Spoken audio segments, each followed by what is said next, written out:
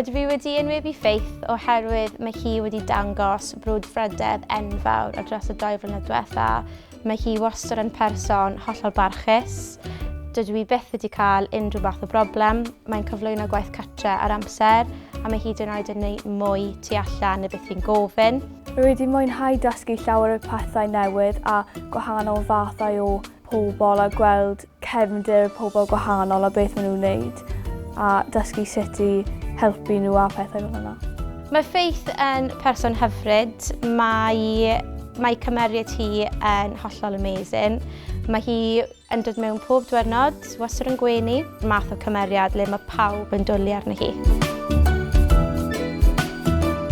Trwy gyda'r cwrs, rwy wedi dysgu sgiliau i fod yn mwy trefnus wrth cael gwaith nôl a cadw popeth yn didi i wneud yn siŵr bod yn cael y gwaith mewn ar amser.